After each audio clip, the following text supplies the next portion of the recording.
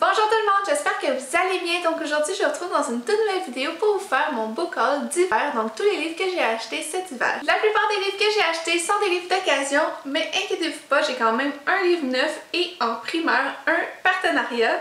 Donc mon premier service presse à vie. Il s'agit de Le Sans Jamais d'Oubli, le premier tome des mystères de l'Arispem par Lucie Pierre-Rapageau qui m'a été envoyé par Gallimard Jeunesse Limitée.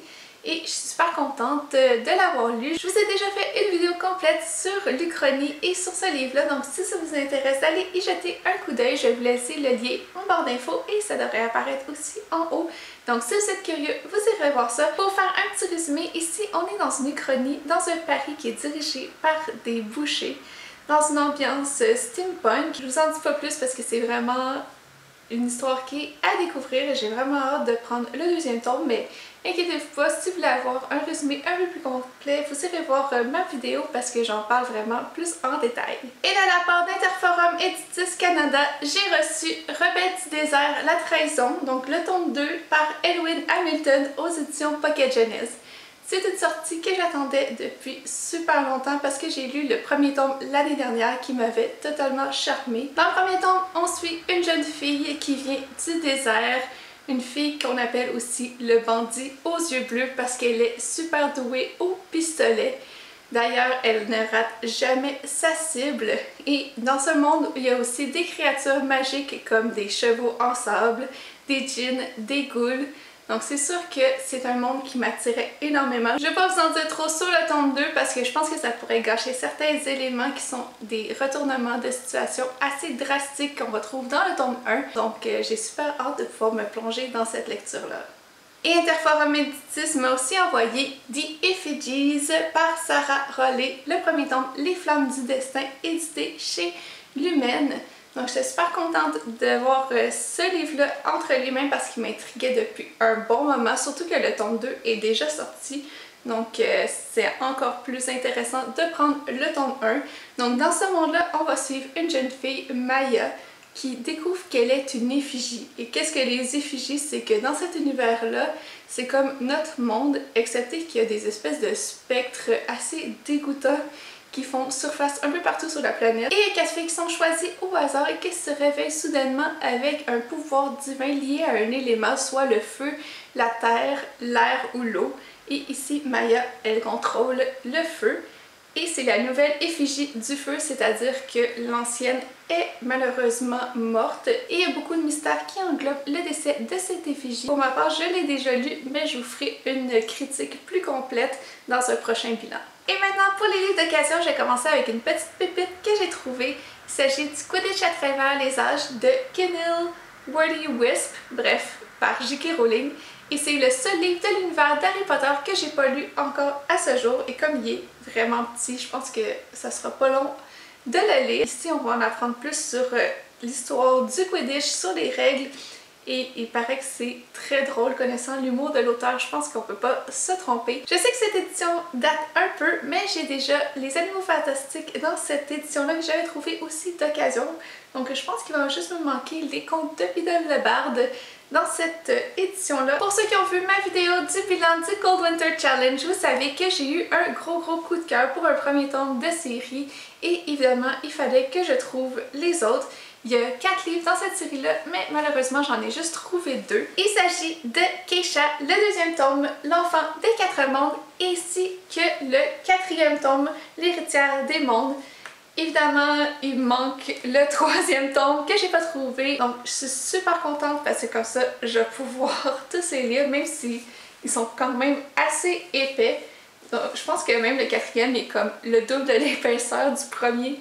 Mais c'est juste bon signe, ça veut dire que ça se bonifie avec le temps. Si vous ne connaissez pas l'histoire de ces livres-là, dans le fond, on est dans un univers où il y a 5 mondes différents, donc 5 peuples qui ne se côtoient pas. On a le peuple de la forêt, de la mer, du désert, des plaines et des montagnes. Et ces gens-là, comme je disais, ils ne se côtoient pas, donc des unions entre deux personnes de différents peuples, c'est vraiment rare. Vous pouvez vous imaginer qu'une union entre deux personnes de deux peuples différents serait considérée comme une atrocité dans ce monde-là, et c'est ce qu'est notre héroïne Keisha, qui vient d'une union entre une femme de la forêt et d'un homme de la mer. Et dans le premier tome, on va la suivre qui part à la recherche de ses parents biologiques. Mais malheureusement, les choses ne se passent pas comme prévu et elle va faire un petit détour en chemin, donc je vous en dis pas plus. Le premier tome, je l'ai lu tellement vite et j'ai vraiment hâte de me plonger dans les tomes suivants. Et j'ai aussi trouvé d'occasion Odd et les géants de glace par Neil Gaiman. Donc c'est un auteur que j'ai découvert l'année passée quand j'ai lu sa mythologie viking que j'avais vraiment adoré. Et je sais que dans ce livre-là, on retrouve aussi des personnages comme Thor, Odin et Loki. J'ai vraiment aimé comment il avait créé des personnalités à chaque dieu et avec son humour assez unique. Donc j'ai vraiment hâte de pouvoir lire ce livre-là. J'en sais pas plus que ça, mais c'est tout ce qu'il fallait pour m'accrocher, même si ce livre-là date un petit peu. Je pense qu'il a été traduit en 2009 chez Albin Michel. Donc j'ai vraiment hâte de m'y plonger, mais je pense qu'avec un titre comme ça, des géants de glace, je vais peut-être me le garder pour le prochain Cold Winter Challenge.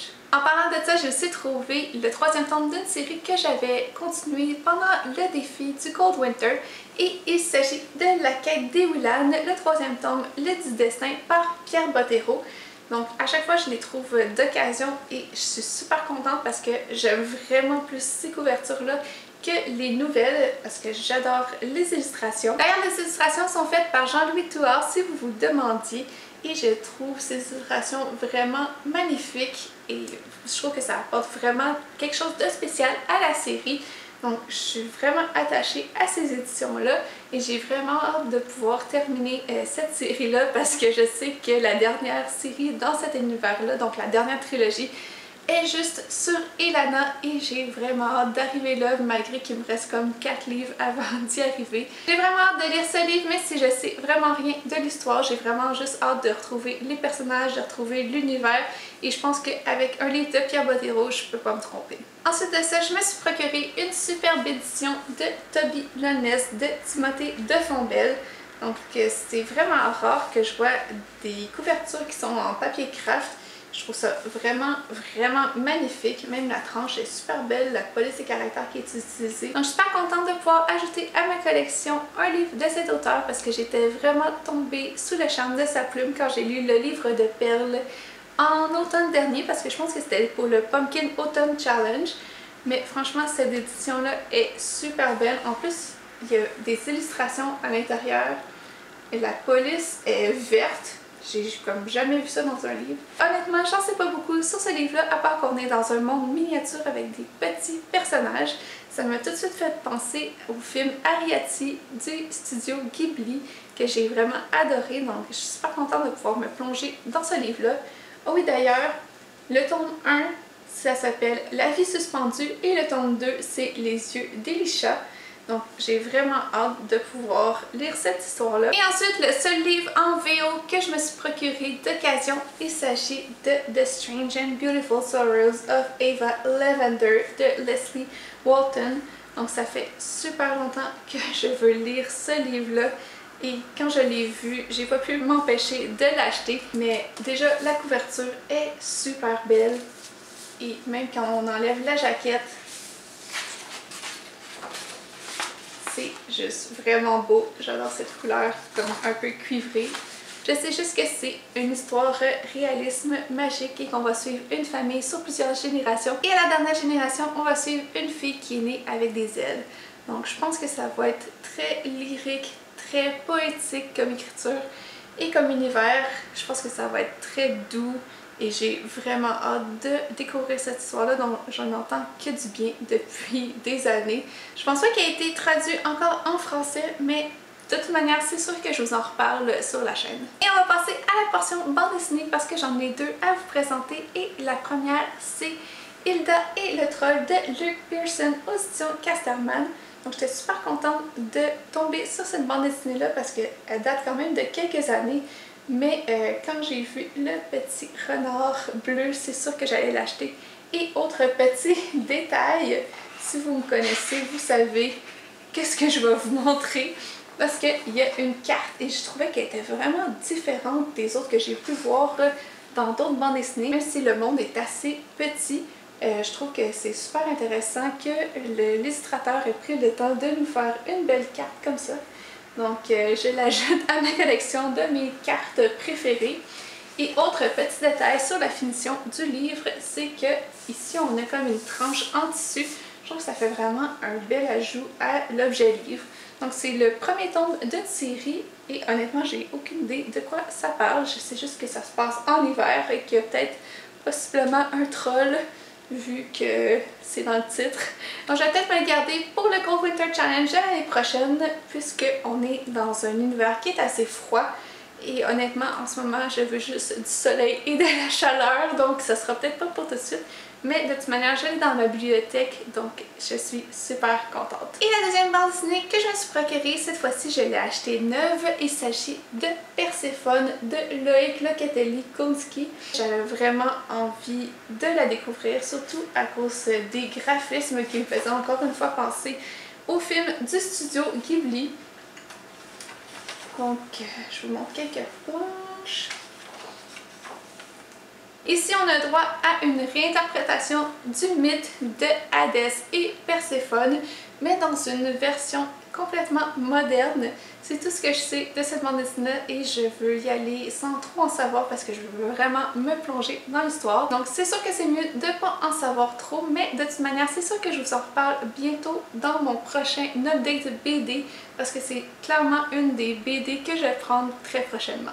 Donc c'est tout pour mon book haul d'hiver. Vous me direz dans les commentaires par quel livre je devrais commencer et si vous avez lu un livre, j'aimerais vraiment savoir votre opinion sur votre lecture.